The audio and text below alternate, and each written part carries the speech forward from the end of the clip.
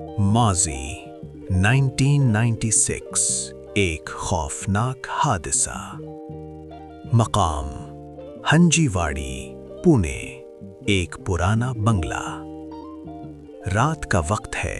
बाहर गरज चमक के साथ शदीद बारिश हो रही है। 12 साला अनय अपने कमरे में एक पुराने टीवी और वीडियो कैमरे के साथ खेल रहा है। वो अपनी वीडियो रिकॉर्ड कर रहा है। अचानक उसे पड़ोसी राजा घोष के घर से लड़ने और चीखने की आवाजें आती हैं। अनय खिड़की से देखता है और तजस्सुस में पड़ोसी के घर चला जाता है। वहां वो देखता है कि राजा घोष अपनी बीवी की लाश छुपा रहा है।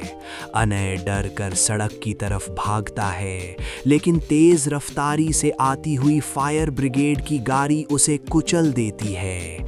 अनय मौके पर ही दम तोड़ देता है।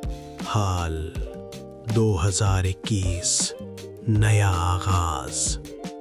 मकाम वही बंगला, 25 साल बाद।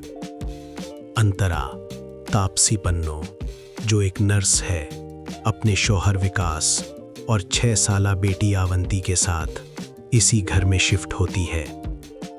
घर की सफाई के दौरान उन्हें स्टोर रूम से वही पुराना टीवी और कैमरा मिलता है जो अनय का था। रात को उनका दोस्त अभिषेक खाने पर आता है और उन्हें उस लड़के अनय की मौत की कहानी सुनाता है, जो 25 साल पहले इसी घर में रहता था। रात को वही 1996 वाला तूफान दोबारा आता है। अंतरा टीवी ऑन करती है तो अचानक टीवी पर बर्फ स्टैटिक की जगह 1996 का वही लड़का अनय नजर आने लगता है। अंतरा, तुम कौन हो? अनय, मैं अनय हूं। आप मेरे टीवी में कैसे आईं? अंतरा को एहसास होता है कि ये वही रात है जब अनय मरने वाला था। वो उसे चीख कर वार्निंग देती है। अनय, मेरी बात सुनो, बाहर मत जाना। पड़ोसी के घर में खून हुआ है। अगर तुम वहां गए तो सड़क पर गाड़ी के नीचे आकर मर जाओगे। प्लीज मेरी बात मानो। अनय डर जाता है और बाहर नहीं निकलता। इस तरह अंतरा उसे बचा लेती है। अगली सुबह जब अंतरा जागती है तो सब कुछ बदल चुका होता है। वो एक आलीशान अस्पताल में है और उसे पता चलता है कि वो नर्स नहीं बल्कि शहर की मशहूर सर्जन डॉक्टर है। वो घर भागती है, लेकिन वहां उसका शौहर विकास उसे नहीं पहचानता। विकास की शादी किसी और औरत से हो चुकी है। अंतरा रोते हुए, विकास, हमारी बेटी अवंती कहाँ है? विकास, कौन अवंती? मैं तुम्हें नहीं जानता, तुम यहां से चली जाओ। अंतरा को एहसास होता है कि अन्याय की जान बचाने की वजह से पूरी टाइमलाइन बदल गई है और इस नई दुनिया में उसकी बेटी पैदा ही नहीं हुई। एंटरा पुलिस स्टेशन जाती है, जहां उसकी मुलाकात डीसीपी अनंत पावेल गलाटी से होती है। कोई उसकी बात पर यकीन नहीं करता, सब उसे पागल समझते हैं, लेकिन अनंत उसे गौर से सुनता है। एंटरा उसे बताती है कि 1996 में क्या हुआ था।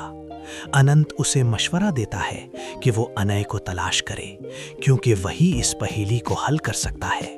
एंतरा को पता चलता है कि इस नई टाइमलाइन में राजा घोष पड़ोसी अपनी बीवी के कत्ल के जुर्म में जेल जा चुका है, क्योंकि अनय जिंदा बच गया था और उसने पुलिस को सब बता दिया था। एंतरा राजा घोष से जेल में मिलती है, जहां वो उसे बताता है कि उस रात अनय को एक टीवी वाली औरत ने बचाया था। एंतरा को आखिरकार सच मालूम होता है। डीसीपी अनंत ही असल में वो अन्याय है जिसकी जान एंतरा ने बचाई थी। अनंत, मैंने 25 साल तुम्हारा इंतजार किया एंतरा। इस रात तुमने मेरी जान बचाई थी और तब से मैं तुम्हारी आवाज और तुम्हारे चेहरे को नहीं भूल सका।